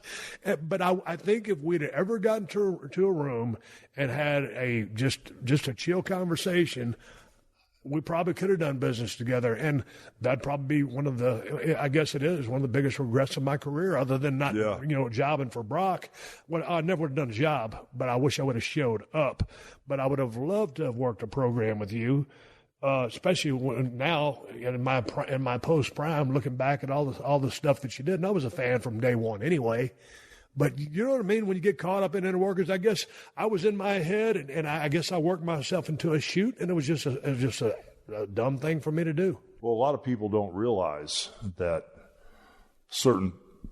you got to treat people on a case by case basis, and certain people have a grudge or a hard-on, or they don't misunderstand, or they're out of their mind, or they're consumed with something because it could be business or personal, or your lady could drive you crazy, or you just don't know what's going on. And when I went down to WCW, I had some personal stuff at home that I would walk down the hallway, and there would be 20 people in the hallway, and I didn't see anybody. I was out of my mind. I was so worried about my home life and the problems I were having at home that, stuff happened, and I don't mean to call anybody out, but stuff happened, for instance, where and maybe this was in the WWF or whatever it was when I went back for the Raw's 15th anniversary, but I walked in the dressing room there, and there was a guy there named CM Punk. I didn't know who he was, and I heard I had heat because when I came back, I didn't say hello to him when I walked through the hall. But I remember that night flying in with RVD from California, and I was going through so much crap on the phone when I landed, and my whole life was falling apart at home, that when I walked through that dressing room, brother, all I could think about was I just need to get home and fix my life falling apart. And I don't remember seeing, meeting, talking, or disrespecting anybody that day, but I had to live with that because I was in that space at the time, you know? So when I went to the WWE and I knew I was working with The Rock, I'm all about making the money, brother. And as a heel, I could put anybody over and go back the next week and say, Stone Cold never beat me. I mean, I could lie my ass off. So when I got the reaction I had with The Rock, my sights were set on you because I thought it was going to be you first. But Vince asked me to work with The Rock, and I said, sure, but I was trying to get to you, and I understand you had a bunch of physical stuff and maybe mentally, so I get it, bro. I totally get it. And we would all like to wind the clock back, but I've been there, and I've done stuff not knowing I did it that got heat on me. I've made decisions because of I was screwed up in the head personally or because of some business crap if I was arguing with Vince, and I made decisions which I wish I could have changed them. People don't understand what's really going on all the time, but I get that, brother. But the one thing I wanted to tell you, if I could have ever got to you, was I'm like this in the ring, bro. I mean, I got the Ray Stevens thing going on, you know what I'm saying? And so if your legs were hurt or something, I'd have never touched you. That's what I wanted to tell you, that we can do this. Yeah, and it wasn't the physicality thing because I could have still gone. It was just if we could have just gotten her. It wasn't about the physicality. It was just because I was so on a different page, and I guess I was pissed off. I was been run to death too. I was getting fizzled out, I was running hard. I want to fast forward a little bit, and we can't cover your whole career, and nor was I trying to. But when Ultimate Warrior came in, all of a sudden he starts coming in and getting hot. I used to go down to the Sportatorium in Dallas, Texas. I was playing football at North Texas State University. He was coming in Dingo Warrior. And he'd already been to Blade Run with Sting down in Tennessee. I said, hey, man, this guy's probably going somewhere, mechanically in the ring, and Zach Wilde from Black Label Society, that's his favorite wrestler. Yeah. And, against guys, as far as reading crowds or workers, I think probably you would agree with me on this, or I've heard you say it, you can disagree. To me, the greatest professional wrestler that ever lived was Nature Boy Ric Flair. For me? Yeah. I call him my champion. And when I talk to him on the phone a couple times a week, I said, how's the greatest wrestler that ever lived doing today? That's how I feel about him. We're on the same page, right? Yes, sir, brother. Okay. Yes, sir. So, and you're probably the biggest draw of all time. He had the gimmick, and he worked the Stone Cold, the Hulk Hogan gimmick. He had the Ric Flair gimmick, but he fucking wrestled like Jack Briscoe and Harley Race, and he was believable. And he could put everybody over, and he didn't need to win because he would roll out of the ring bleeding with a belt, and he'd just stumble off into oblivion. He knew how to do it all. He could do it all. Absolutely. But back to the Warrior. So, I knew he was going to be a star. Yeah. He comes into WWF, of course, Vince's body guy, and, he for obvious reasons. And Warrior looked great on TV, very charismatic, and, he had his thing, and it caught on. So you guys go to work. Is WrestleMania 6? Okay. Y'all put that match comes together. A couple times he gets a little lost during the match. And, man, I'm watching you, man, and you are just such a ring general in that match. You're grabbing him up. He kicks out. You're on him like glue. He wanted to go home then. Yes. I put that rear chin off on. Yep, and you were going to put the time in. Oh, yeah. Because I'm watching all your matches from those first 7, and to the rest of your career, you always put the time in to build and tell a story. The one with you and Mach from the Mega Powers, put the time in. There's Elizabeth, neutral corner. All of a sudden she gets taken to the back, from helping him, helping you. But you always incorporate all these different things. Here's Warrior. You're talking him through this match. How was that? I mean, because you kept him, and he's no longer with us. And I called Jim on a personal basis every now and then, and I'd call him Warrior because that's what his name was. So I'm not going to speak out of turn of him because I was a big fan. And I remember one time at my first WrestleMania there, at WrestleMania 12, I was wrestling Savio Vega. But Warrior was always cool to me and treated me with respect when I was just a nobody. So, and I've always been a fan of his. So you're working with the man. how was it, or how chaotic or frenetic was it? Because he was all about the hype and, you know, the high energy stuff. You're a thinking guy, and you know the adrenaline, and you're working the crowd better than anybody in the history of the business. How was it being in there with the man and keeping him on an even keel to get through that match? And then I want to talk about the finish, because a real genius kick out at 3 1/4. Talk about the man first. Well, first off, you know, I got to back up just a little bit. You know, I had the red and yellow. I had the big tan. You know, I had the whatever, the Hollywood, not Hollywood, the California, whatever it was, whatever the Venice Beach thing was. I'm not from Venice Beach. I'm from Clearwater. But anyway, the California, land of opportunity, the tan, the blonde hair, or whatever I had left of it. And I had my gimmick going. So visually, I had a little bit different gimmick than anybody else, because I was always tan and stuff, because I'm dark anyway without being in the sun. But all of a sudden, the Ultimate Warrior shows up. He's got the red and yellow and the blue and the purple on, but he's got neon colors on. And I've got a big set of arms, and I got one big ab, and he's got a 12-pack. And all of a sudden, I'm sitting in the room, and I'm watching Vince look at him and look at me. Well, actually, really not look at me anymore, but looking at him.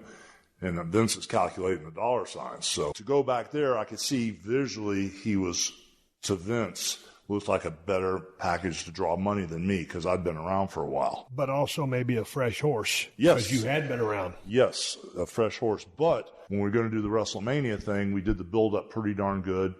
And then Vince told me the finish. And my question is always, whether I'm going over or not, why are we doing this? And what's next? And so when Vince told me he wanted me to put the Warrior over, I said, okay, well, why are we doing this? And then where we go from here? He goes, well, you know, I kind of think that the red and yellow run is pretty much over, you know, and I think, you know, we've kind of got everything we can out of the red and yellow thing, and, you know, let's just kind of take a little break from this, but I want you to put Jim over. And I went, damn, Vince, what about after the finish? And I point to God, and I give him the belts and everything. I go halfway down that aisle, and I do that stop, and I do that slow Three Stooges turn. Slowly I turn. And I go back, and when he's up there celebrating, I gaff his ass, and I crucify him, and I call myself Triple H, Hollywood Hulk Hogan. Oh, that'll never work. You can't be a heel. You've been a babyface. I said, Vince, I was a heel when I first came in here. I can be a heel, but now I know more. I can be a great heel. Vince says, no, you can't be a heel. So Vince kind of squashed the Hollywood Hulk Hogan deal. And we had a couple of years there that were kind of turbulent, where they put the belt on the Warrior, and they had to take the belt right off him because he wasn't drawn, you know. But when I was in the ring with him, I told him in the back room, which I never did, I kind of like laid the match out for him. Not everything, but I laid out this, and I probably had A, B, C, D, E. And what we did in the middle wouldn't matter, but we're going to hit these A, B, C, D, E spots. And so we got going in the match, and I could tell right away, we did the push-off stuff and the strongman stuff and all that stuff. And I started chopping meat a little bit on him, and I could tell he was blown sky high. So I put a rear chin lock on him as I held him down. I said, brother, just breathe and calm down. And he's going, no, man, let's go home now. Let's go home. I'm going, brother, we only got about 5 or 6 minutes, and we're not going home. And I told him, he goes, no, let's go home now. Because the crowd was rumbling. He goes, let's go home. I said, no, brother, you're going to have to press me over your head in the gorilla press, and I'm going to kick out of your finish before we go home. I told him that in the ring. So I got him to calm down, and we got through it. You know, he would hit the ropes in the wrong direction and run the wrong way, and I was used to that. Yeah. And the match was okay, you know, but the fact that he blew up so fast was hard, because he really couldn't press me over his head. You big dude. And you know, it turned out good, but I didn't have a problem putting him over. But when I asked why are we doing this or where are we going next, I didn't get the answer I wanted. So I kind of had a hard on from that point on, you know. One of the things I've always really appreciated about you was, and it comes with anybody that's lasted a long time, but you were on top for a super long time and drawing huge money, taking care of yourself, because you got to take care of yourself. Yeah. But what a lot of people don't understand is you have to take care of the other guy more than yourself. And what a lot of people don't realize about this business, and there's just two quick points I'm going to say is, first off, this business was a little tough for me when I went to New York when I beat the Sheik, because to me it was a shoot and this business was not a work. Anytime a man makes, like if I wrestle you and you make more money than me, that's a shoot. I want your spot. And when I went back to work in '84, Vince Sr. always paid the champion more money. And that was a shoot to me. You know, if we're all doing jobs and it doesn't matter if you win or lose, we make the same amount of money. It's a work. But when someone's making more money, to me, that's a shoot. So when I went back and Vince took over, I tried to hold him to that as long as I could, that the champion always makes more money. So that was one of the things, you know, that I fought for. The other thing that I fought for on top of that, which I lost that battle eventually, then I hung on for a long time. The other thing I fought for was making sure whoever I worked with, whether they beat me or whether it was a DQ or they did a job, they were worth more money going out than they were going in. And one of the things to keep myself alive in that warrior, like I had to go to people like the one-man gang. And what people don't realize is when I was working with Vince, if I went to the Philadelphia Spectrum and I said, hey, Roddy, Vince wants to beat you with a leg drop, or hey, Orndorff, Vince wants me to do the leg drop, they said, I'm not doing a fucking job today. Well, there was no control like it is now. I'd call Vince back and say, hey, Vince, I know you want me to beat Piper, but he doesn't want to do a job today. Well, goddamn it, work it out. I said, okay. So it was a wild, wild west back then. So I had to sit down with these guys and on a camaraderie level and get along with them. And if they didn't want to put me over, I said, well, what else can we do to make this work? And the last thing I want is someone else coming in here and taking your place and making this main event money, because we were going to come back for 2 and 3. So since you don't want to do that finish, what can we do to make this work? And throw it back at them. Since you don't want to put me over, you don't want to DQ. Sometimes the Hulk Hogan thing, I hate to say this, but the Hulkmania thing was over so strong. I could beat you, and as I was posing, if you'd come back and ground me and I'd get some color, we'd sell out again just for you jumping me after the fact. So I would always throw it back at these guys with the finishes that didn't want to do jobs for me. Piper never did a job for me.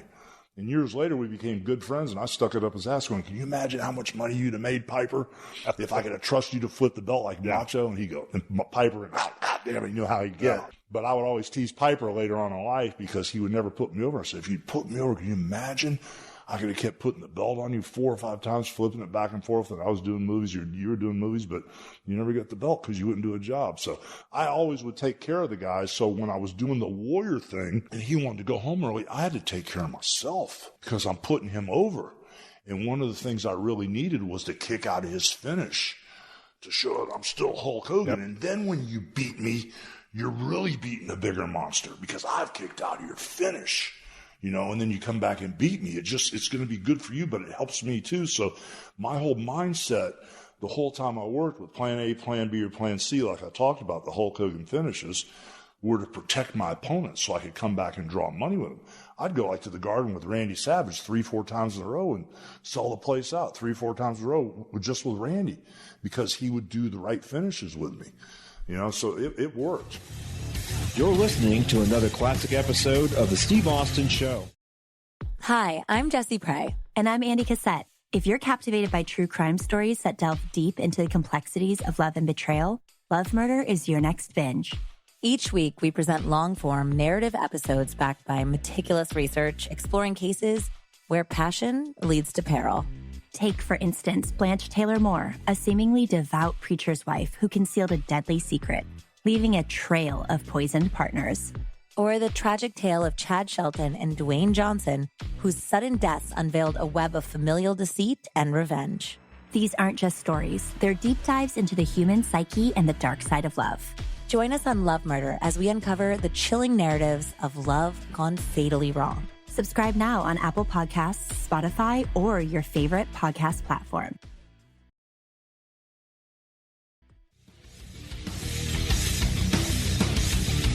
But tell me about getting that news going back 10, 15 minutes. You talk about Vince Jr. saying, hey, man, I'm not seeing the red and yellow, man. Maybe it's time to shift gears. And, of course, that was pre-Warrior match when you dropped the title to him. He was the IC champ. You were the world champ, so he's in there celebrating with his belt. I agree. You want to take care of the other guy. It's great for him to come out better than he was before the match, before he entered the match. But you have to take care of yourself first. And you have. Come on, man. I know that. But the thing was, and I hate this, sounds like a total ego trip. But, bro, that Hulkamania thing got over so strong, I didn't have to worry about that. I just need somebody to dance with. Oh, I know. But had you just gone out and laid down for everybody, it wouldn't have worked. No, it'd have been dead, yeah. But anyway, my point is, all of a sudden, you guys have this match. You reel him back in. It is what it is. Yeah. There's a couple things in there he roughed up, but you maintain your composure. Bam. come through with a stellar match, crowds going crazy. I mean, I think they would have popped louder had you won, but they popped for him. You know, it was nice. The thing that stuck out to me was you kicked out at about 3 1/8, 3 1/4. Yeah. I loved that because you were there for the 3 count, but as soon as that referee's hand hit for that, I guess it was Dave. Yeah. You kicked out. Yeah. And to me, it goes back to old Japan fighting spirit. Yeah. And boy, he beat him, but he barely beat him. Yeah. And there's a difference between kicking out at 3/4 and laying there like a dead sack of shit and just saying flat backed 1, 2, 3 and just remain motionless. It kept you alive, and then all of a sudden you're just overcome with disappointment. You look up. Yeah. And, dude, you saved yourself. You put the man over to the highest level.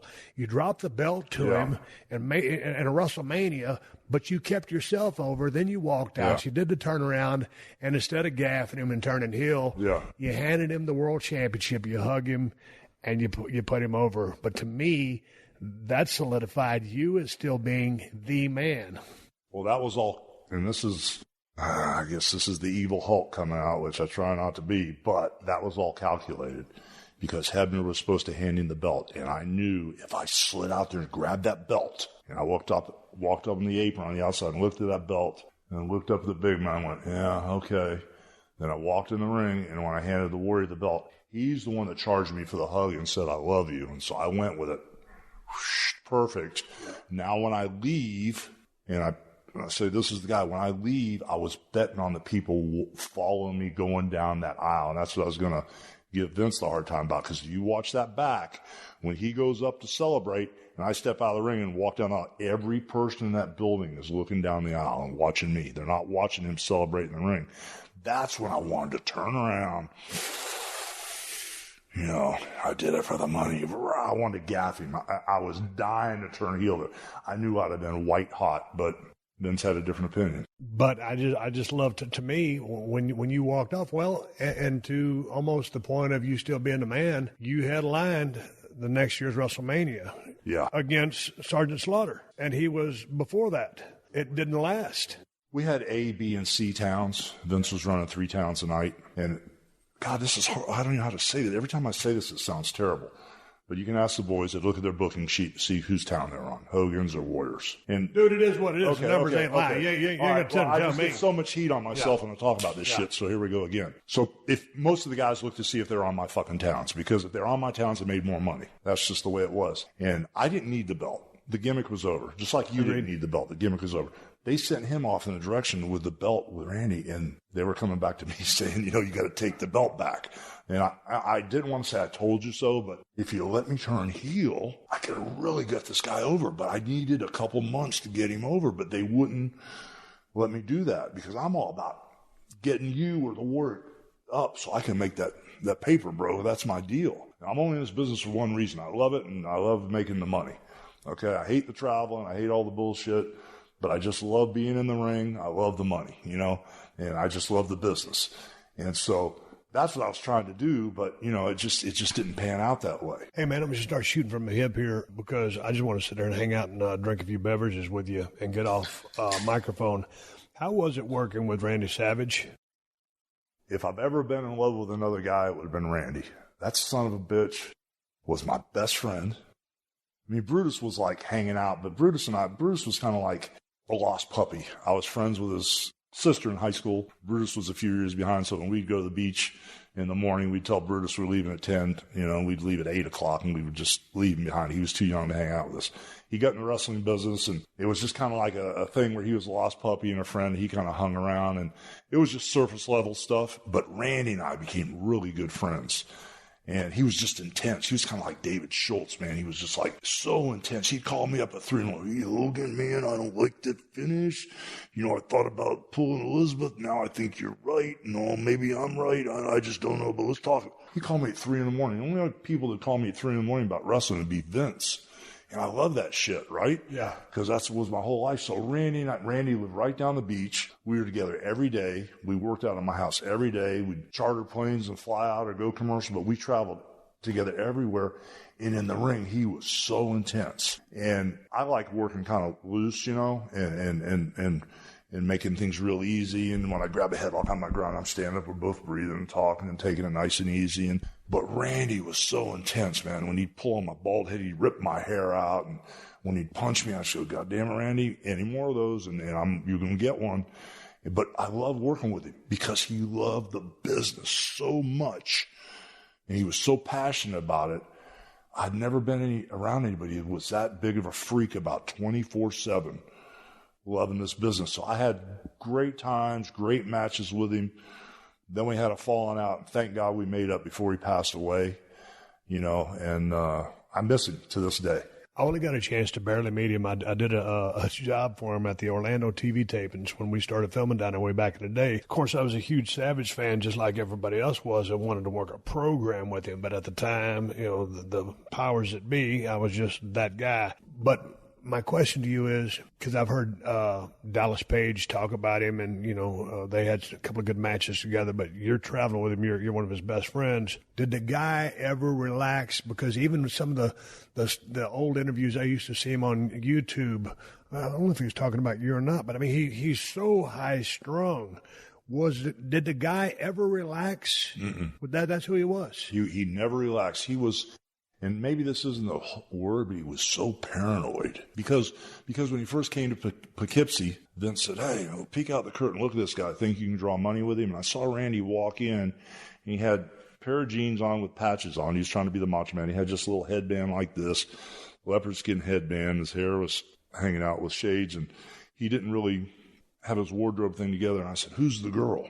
And Vince goes, oh, that's his wife. I said, well, if the girl's with him, I definitely can make this work. I just really didn't know about him, but when I saw the girl with him, and I knew from Ron Fuller and some of the guys up in Knoxville when Randy's dad was running opposition, they said Randy was real intense and a pretty good worker and just all kind of stuff. And I'd seen him in Memphis a couple of matches, and I knew I could work with him, but if I had the girl, I knew we could really, have a lot of liberty with the finishes and stuff like that. So when I first met Randy, one of the first things I did was I took him to the guy that made all the clothes for Jimi Hendrix and My Rock and Roll Band, this guy named Michael LeBron. And Randy was real paranoid. Whoa, is this a setup? Why you got me dressing up like this? He was really freaked out that the tassels and the stuff was a rib on him. Shoot. Yeah, he thought it was a rib, but then he realized it was not a rib. I mean, yeah, he got it. And man, he was the best at everything. I love working with him. He was just so much fun in the ring. He's real intense. The only really bitch we had was Paris, France one night. We had shot an angle where Elizabeth was my manager. And when we went to the ring in Paris, there were no steps. Elizabeth was probably 95 or 100 pounds soaking wet. So I reached over the top rope, reached all the way over where she was standing next to the apron and grabbed her by the armpits, picked her all the way up over, she had a dress on, picked her all the way up in the ring, and I put her in the ring because there were no steps. You son of a bitch, you grabbed her boobs. I'm going, Randy, what are you, fuck you, you motherfucker, I'm going to beat your ass. I'm going, Randy, come on. We lock up, he grabs a headlock on me, but he puts that shoot fucking side headlock on me. Yeah. I'm hanging in there, and I didn't want my ball to pop out, so I grabbed his waist, and I hooked him like a shoot, and I squeezed him. I said, Randy, if you don't let go, I'm going to dump you on your head. Now, loosen up, bro. I did not grab Elizabeth's tits, He was so pissed at me. The match sucked. We had a horrible match. I was so fucking mad. We went back to the dressing room in Paris. I walked in. I said, Randy, we need to talk right now. Now, I'm not a tough guy, but I was mad. I reached to open the door, and when I pulled the door, I ripped it off the hinges. The door was so old and so rotted by termites, where it was screwed in, It looked like I pulled a Lou Ferrigno, and ripped the door up. But the truth was the door was barely hanging on there. So I ripped the door off, and all the boys were like, whoa, they popped, Yeah. So me and Randy went in the back, and hey, man, I'm sorry. I got mad. I said, Randy, I'm sorry, too. I didn't mean to touch her inappropriately, but there were no steps. We talked about it, but I think the door was the thing that kind of cooled everything down, but it was hanging on by a thread. When I pulled it, I was just lucky, it helped my bluff a little bit, I want to come back to Randy about a big time match when you wrestled Andre at WrestleMania 3, but the other thing, if it's not too far out of line, you said you had an Ultimate Warrior story. We'd had a situation with the Warrior where, oh my gosh, it goes way back to where he quit on Vince one time. And then he came back to the Garden. Oh, my gosh. He came back to the Garden, and I was in a tag match. And Vince came to me and said, hey, man, the Ultimate Warrior's putting a gun in my head. He wants a couple $100,000 before I go to the ring. And so I said, well, shoot, Vince, we'll get him in there. We'll break his legs. And Vince goes, oh, my God, don't do that, don't do that. Well, somehow or another, it ended up on videotape that in the self-destruction of the Ultimate Warrior, somehow or another, I can't remember if I relayed the story or who filmed it or whatever it was, but in a deposition, they asked me if I said that. I said, well, I don't remember it. And then they played the tape, and I had said it. So maybe I'd ran my mouth to somebody, but it was on tape. So we had a little bit of a run in there, but he went ahead and wrestled, and, Vince did what he had to do to make it work, and then, pull it away. You know what I'm saying? But anyway, it all worked out fine. And then the Warrior quit again, and all of a sudden he started doing all these videos on YouTube about coming to my house and stuff that I tried to do and my ex-wife tried to do, hitting on him and all this insane stuff. And he was staying at my house and staying in my guest room. And at the time I had a plane. I had a Hawker. We were flying around on my plane going to the towns, and he was playing with my kids and stuff. And all these weird things came up on YouTube about stuff that I'd done and stuff with Kevin Nash, and just all weird stuff was coming up. So he was getting some heat on himself. And when we went to WrestleMania 30, all the boys were staying in the hotel, but the Warrior was staying at a house on the outside of town somewhere. And Vince told me, he goes, when you go to the Hall of Fame and I was sitting next to you with Jennifer that night, when we go to the Hall of Fame, I don't know why they put me right in front of him. When you go to the Hall of Fame or you go to WrestleMania or Monday Night Raw, we do not want you talking to the Warrior or saying anything about him. We're going to fly you guys to Connecticut and have a sit-down after we get through the weekend. Well, sure enough, we go to the Hall of Fame, and I'm sitting right in front of him. You probably don't remember it. There was one little jab thrown out, and I just sat there, and I didn't say anything. There was one little jab thrown out. I let it go. Really wanted to roll right up on that stage, but I let it go. And then the next night at WrestleMania, we were in that damn Superdome from noon on. And me and my son Nick got bored. So Nick goes, hey, Dad, there's a golf cart there. I said, well, is the key in it? Nick goes, yeah, well, let's go ride around. And that's such a long ride, that all of a sudden as we're riding around, it must be a mile around the place, it felt like. All of a sudden, we're driving to go back to where we were about halfway around the place, and I see this guy in a suit. And his back is to us, and he's wobbling, and he's rocking like this. And as we rode by, I looked at him, and I went, stop, Nick, stop. It was the Ultimate Warrior. I jumped out of the car.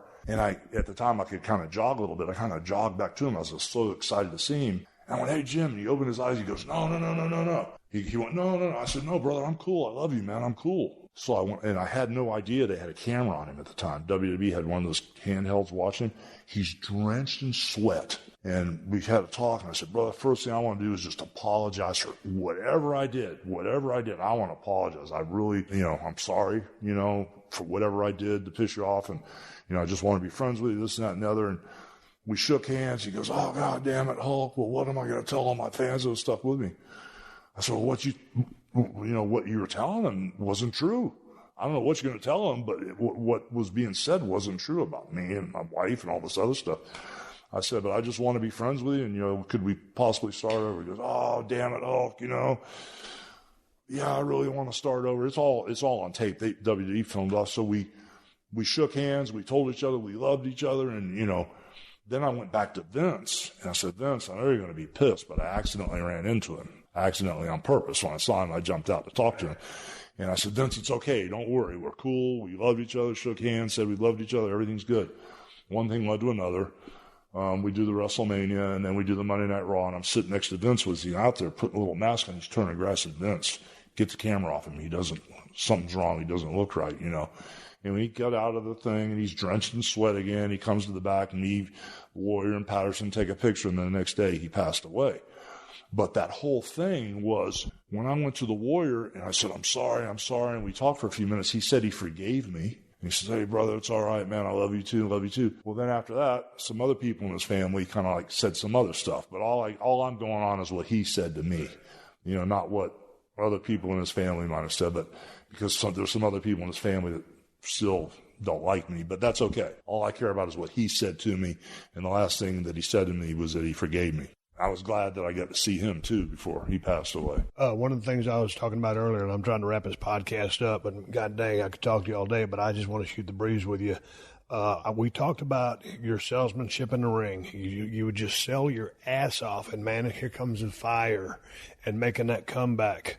But one of the things you did was the Hulk up.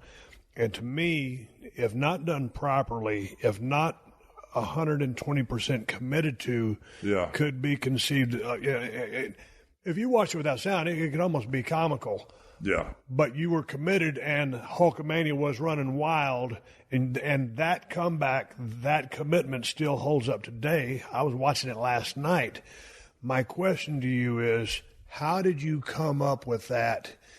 And you got to be all in, mister, and you were. Talk to me about that. Well, I watched growing up, I watched Bobo Brazil when he'd come to Tampa, when he'd take that turnbuckle and not sell it, I actually watched certain people in Tampa, they'd get suplexed and they'd stand up at the same time as the guy that suplexed him. And for some reason, even though it didn't make any sense and it wasn't rational, it worked, And so part of the whole thing was the Lou Ferrigno character, where his clothes would rip off him where he'd Hulk up. That kind of started one night in Chicago when Greg and Jim ripped the shirt off me when I was standing there, and they just ripped my shirt off me for no reason.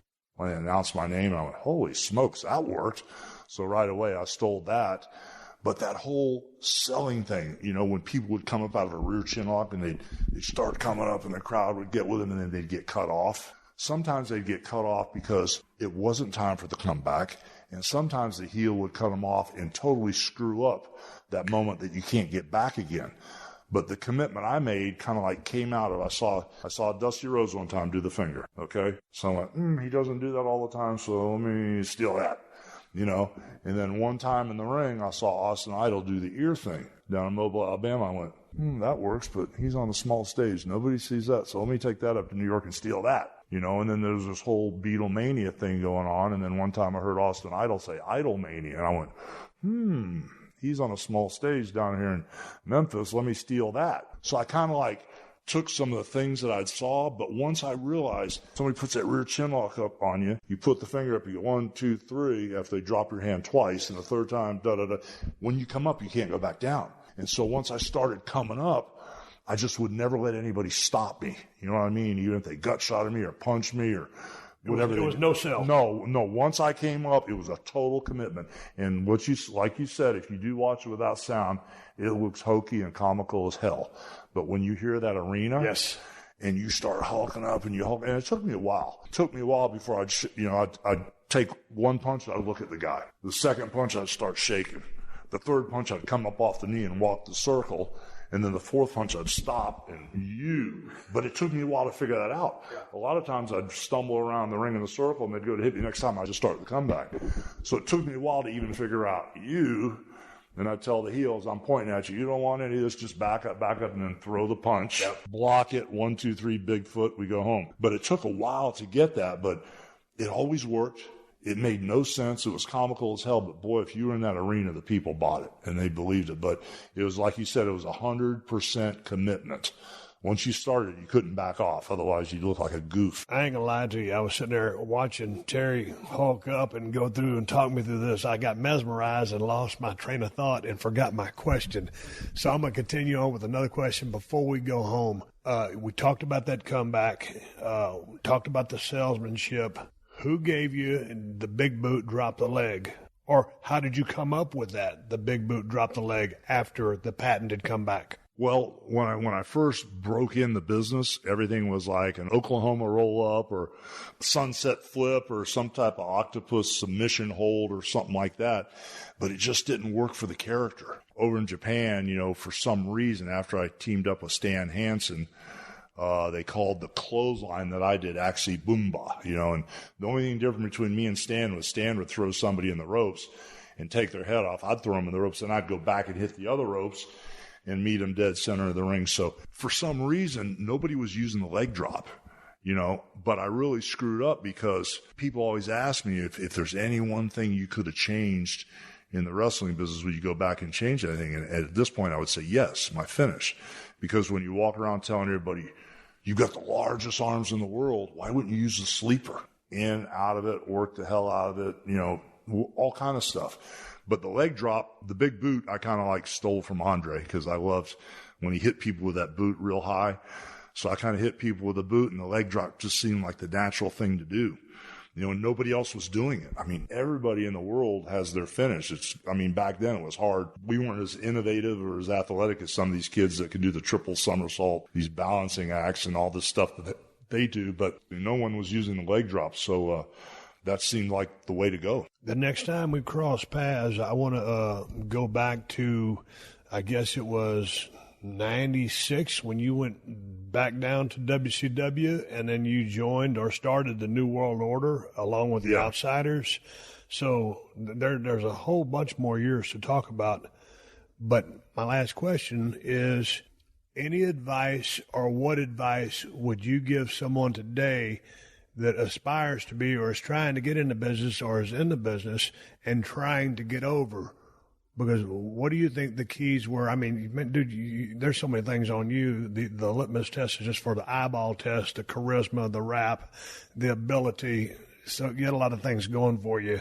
But if you're trying to tell somebody how to get over, what would you say to them? Because I think everybody gets over in a different way based on the physical and mental abilities or capabilities they bring to the squared circle. Does that make sense? Yeah, it does. You know, we got the standard bearer of the WWE, and it's just such a different. It's almost like going out and catching, a big grouper out here. When you go fishing or catching a sea bass or something like that, or a sailfish, you're out in the wild. Every fish has a different personality. And when you reel it in, you're in for a different fight as compared to going to, like, a buddy of mine, Steve Cardillo, just sent me 12 lobsters from a lobster farm. The guy that makes the belts. Yeah, right. And so usually when we go get lobsters, we dive for them down in Key West, and we pull them out of holes and cracks, and we're catching these wild lobsters. They're all different shapes and sizes. But all of a sudden, I get these 12 lobsters. They're all 2 pounds. They look exactly the same.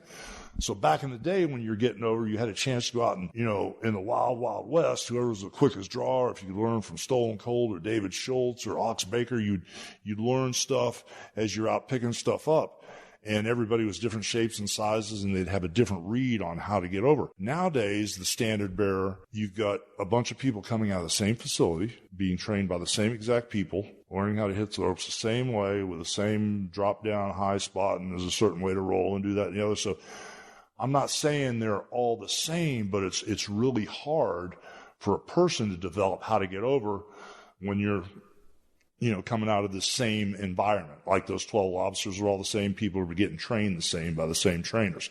I don't know if these trainers are main event trainers, if they're preliminary guys or just technicians or guys that come in from not the wrestling world and train these people. I really don't know who's training them down there.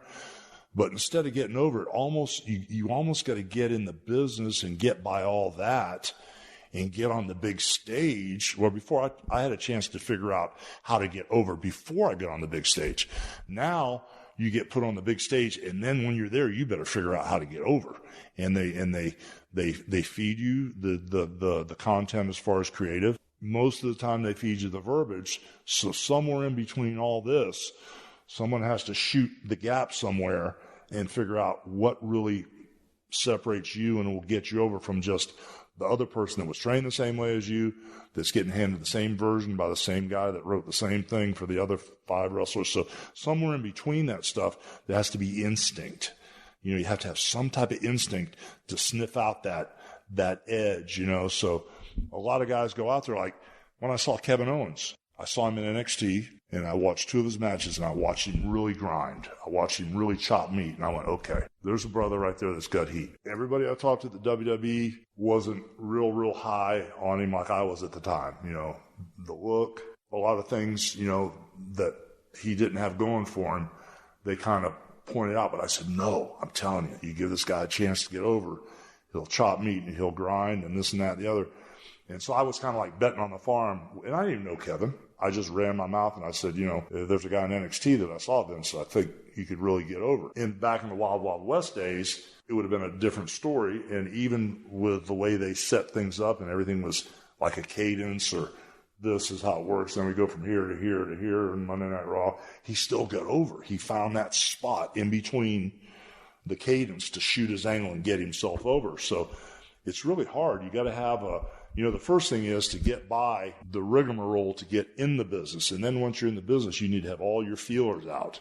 And you got to find that spot somewhere in the middle of what they want you to do and what is a little different that can change it. And then once I found out, if you got balls enough to shoot your own angle out there, they want you to grab that brass ring and run with it, because they may tell Stone Cold what they want.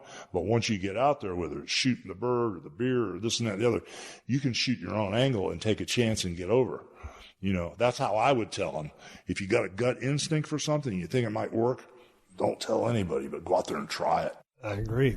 I won't get into the it factor or the X factor, because I think some people are born with it, and some people you can be born with a little bit of it, but I also think it can be learned.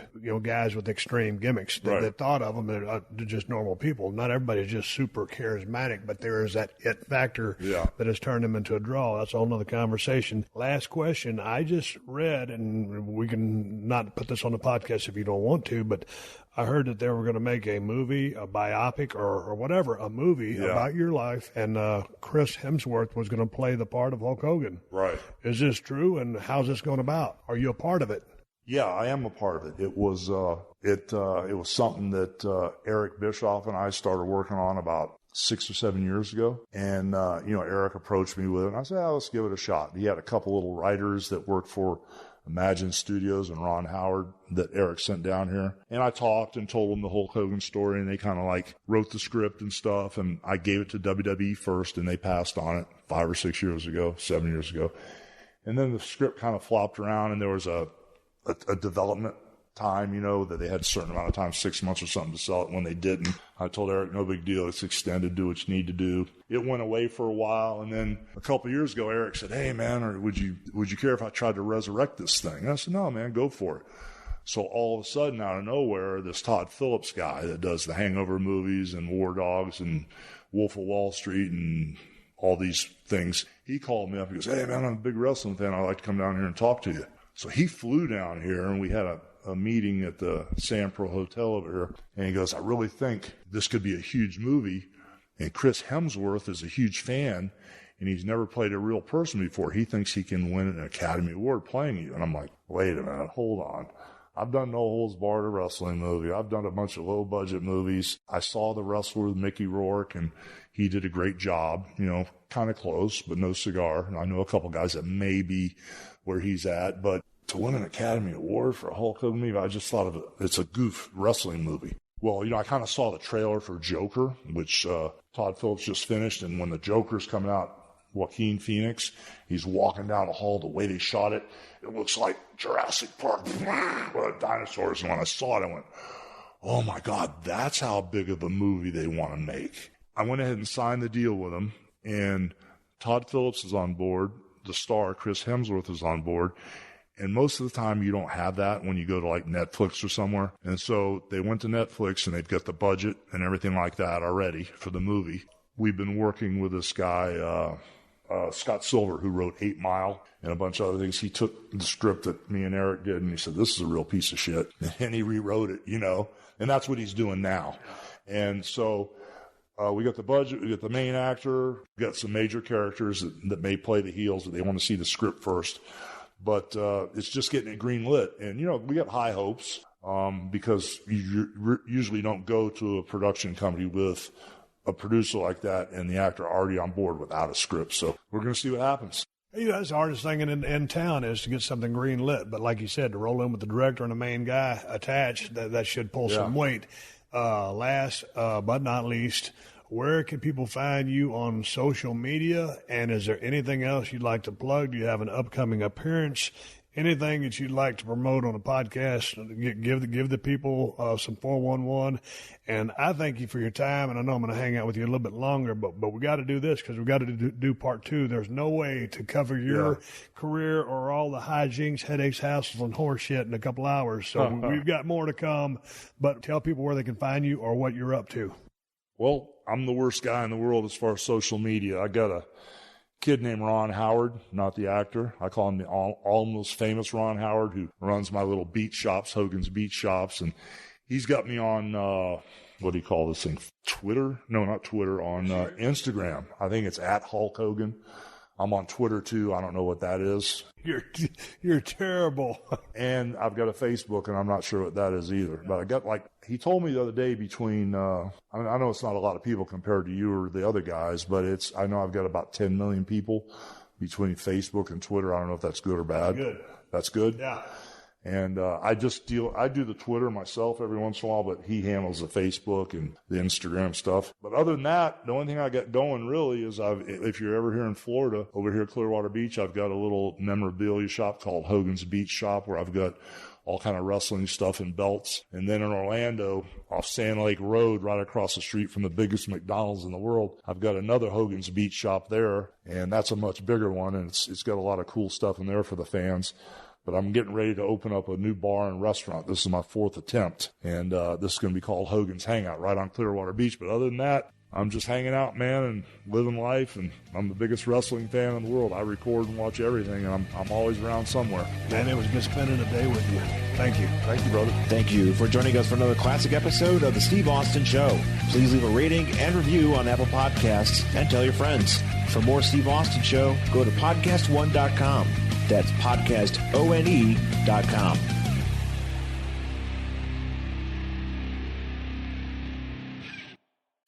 Just when you thought summer couldn't get any hotter, Pluto TV is turning up the heat with thousands of free movies. Presenting Summer of Cinema. Stream your favorite blockbuster films like Gladiator. I will have my vengeance. Good Burger. This is what I call fast food. Beverly Hills Cop. The Girl with a Dragon Tattoo. And Julie and Julia. Bon appetit. All for free on your favorite devices. Pluto TV. Stream now. Pay never.